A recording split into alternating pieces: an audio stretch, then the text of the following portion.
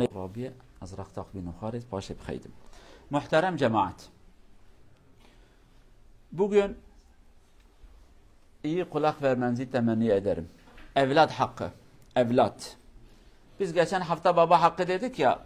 Babalar olarak çok hoşumuza gider. O baba hakkı şudur.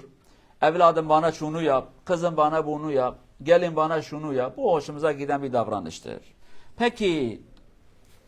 Evet, Kur'an-ı Kerim'de Cenab-ı Allah bu ayetleri söylemiş. Fakat şunu da unutmayalım. Baba olarak, anne olarak bazı görevlerimiz vardır. Bazı görevleri yapmadığımız zaman evlatlardan bazı şeyleri beklemek. Evet, dinen bekleyeceksin. Fakat vicdanen biraz sıkıntılıdır. Kendi görevini yapmadın. Evladına bir şey vermedin ki yarın öbür gün evlattan onu alacaksın. Şöyle bir şey düşün. Sen yolculuğa gittin, çantana ne koymuşsan yolculuk bittikten sonra onu çantadan çıkaracaksın. Yani sen çantaya elbise koymuşsan yolculuk esnasında senin o çantadaki olan elbise ekmek olmaz, ekmekse elbise olmaz. Neyi çantaya koymuşsak. Biz neyi evladımıza vermişsek yarın öbür gün evladımız onu bize verecektir. Siz bir parayı cebinize koyarsanız elinizi attığınız zaman o parayı çıkarmak istediğinizde o para aynı para çıkar. O paranın cinsiyeti değişmez. Aynı para neyse o para çıkar cebinizde. Evlada neyi vermişsek evlat onu bize geri verecektir. Peki ilk önce bizim yaptığımız en büyük hata evlenirken eşlerimize dikkat etmiyoruz. Ya nasıl bir eş, nasıl bir hanım, nasıl bir erkek? Şekli ve siması hoşumuza giderse onu alır evleniriz. Peki din, ahlak, terbiye, vicdan, insanlık onu sormayız. Ondan sonra diyor ki hanım şöyle çıktı. Evlenirken sen bunu istememiştin ki. Evlendikten sonra hanıma diyor ki başını kapat. Hanım diyor ki ben evlendiğimde zaten başım açıktı. Sen beni öyle kabul etmiştin. Namaz kılmıyordu. Ondan sonra namaz kıl diyor ki evlenirken zaten namaz kılmıyordum. Sen beni öyle kabul etmiştin. Yani birinci sıkıntı değerli cemaat. Eş seçerken evlatlar, gençler sen yarın öbür gün baba olacaksın. Evladına bir anne seçeceksin veya da bir baba seçeceksin. O senin elinde. İyi bir taneyi seç. İyi bir erkek, iyi bir kadını seç. Buna dikkat edin. İyi bir eş seçmesen, iyi bir hanım veya da iyi beyefendi seçmesen yarın öbür gün bu senin evladın anne babası olacaktır. Annesi neyse kızı o, babası neyse oğlu da o. O şekilde bunu unutmayın. Hatta büyük adamlardan biri yani eski alimlerimizden biri evlatlarına biraz baskı yapmış. Siz niye böylesiniz, niye böylesiniz, niye böyle? Evlatlar artık son noktaya geldikten sonra dayanmamışlar. Demişler ki baba diyor senin baban sana yaptığını sen bize yapmamışsın. Ondan dolayı bizden fazla bir şey bekleme.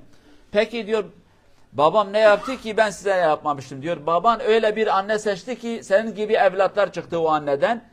Ama maalesef sen öyle bir anne bize getirdin bizim gibi evlatlar çıktı meydana yani kusura bakma. Annemiz ve senin annen ikisi aynı değil. Bu birinci nokta. İkincisi biz eve halal bir lokma getirmediğimiz zaman bir vücut, bir beden kirli bir şeyle beslenmişse hepsi aynı o şekilde o kirli, o mikrop neyse onu taşıyor. Düşün mesela köylerde kanalizasyon suyuyla beslenen domates, patatesler onları bir götürün laboratuvara hepsi bakteri, hepsi mikrop. Çünkü kötü bir su vermişsin. Sen bir insana da evlat daha annesinin rahmindeyken veya da eve sen sürekli haram bir para getirirsen onlardan bir şey bekleme. Bereketi beklemeyin, iyiliği beklemeyin. Ondan dolayı ey anneler, ey babalar veya da ey gençler parayı getiren insanlar helal bir lokma getirin. O helal lokma faydası dokunsun sizin evlatlarınıza. Oldu ikinci nokta. Doğumdan sonra çocuklarınıza iyi bir isim verin. Öyle isimler veriyorlar ki inan ki bilmiyoruz artık bu isimler nerede? 4 isim, 5 isim, 2 isim, 3 isim. Kitaplarda gördük. Bir de son model Müslümanlarda şöyle bir şey çıkmış. Cennette şu ağacın ilk yaprağı, düşen ilk yaprağıdır. Asıl ve astarı yok. Ya bu ne isimdir öyle tuhaf bir isim. Ya cennetteki musluğun o muslukta akan ilk suyunun da adıdır. İlk damla odur. Yok musluğun contasıdır. Yok kapının koludur. Kim cennete gitmiş, kim bu isimleri oradan getirmiş. Acayip şeyler. Yok ilk damla yağan yağmurun ilk damlasının adı budur. Acayip böyle tuhaf isimleri bulmuşlar.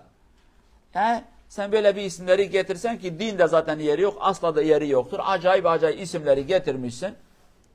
Ondan sonra zaten şöyle bir şey var, unutmayın, dini bir şeydir.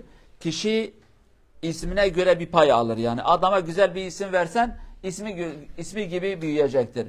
Adama güzel bir isim verdiğin zaman inşallah o isimle büyüyecektir. Böyle acayip bir isim verdiğin zaman böyle düşmanlığı, kini, nefreti, kusmayı, kafa kesmeyi andıran bir isim versen öyle bir aşkıya bir adam çıkacaktır. Dolayısıyla iyi bir isim verin.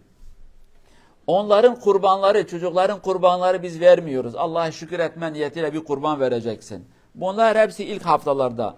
İlk haftalarda erkekse onu bir sünnet edin. Eden yok. Para gelsin diye çocuk 6 yaşına, 7 yaşına, 8 yaşına ondan sonra bir merasimle onu sünnet edeceğiz. Amaç para gelsin. Amacı sünnet değildir. Sen 9 sene bu adamı, bu çocuğu niye bu işkenceyi de büyüttün? Niye bu duruma onu düşürdün? Bu da başka bir ters bir düşünce. İlk haftalarda onu sünnet edin. Böyle davul zurna da gerek yok. Erkek kadınları da iç içe sokmayın. Bunları bir tarafa bırakın. Normal bir mevlid verecekseniz yani 10 insan, 20 insan, akraba, teyze, hala onları bir çağır, beraber bir evde bir yemek yiyin. Bitti gitti. Ne salonu kiralayın, ne müzikleri getirin, ne de ilahi grubu getirin. İkisi de doğru değildir. Gelelim ana noktalara. İyi bir terbiye, iyi bir eğitim, iyi bir nasihat. Ve her şeyden önce bunları sen yaşa, ondan sonra onlara ver. Namaz kıl, evladın namaz kılsın. Oruç tut, evladın oruç tutsun. Anne babana saygı göster, evladın da anne babasına saygı göstersin. Bu ve buna benzer davranışları önce sen uygula, ondan sonra evlatlarına bunları aktar. Ve mümkün olduğu kadar gelecek zamana göre evlatlarınızı yetiştirin. Efendim eskiden biz atlara binirdik, oğlum gel seni at bindirmeye alıştıracağım. Bitti, atlara bindirmeyin.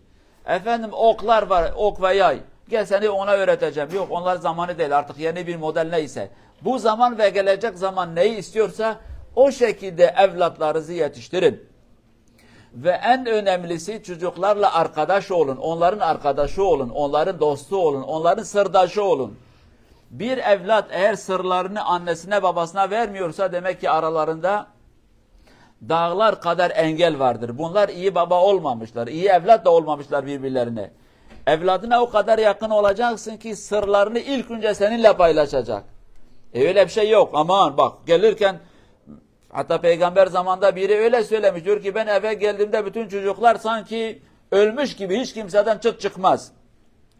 Peygamber çocuklarıyla, torunlarıyla oynarken görürler ve diyorlar ki sen onlarla eğleniyor musun? Diyor ki ne olmuş? Diyor biz öyle değiliz.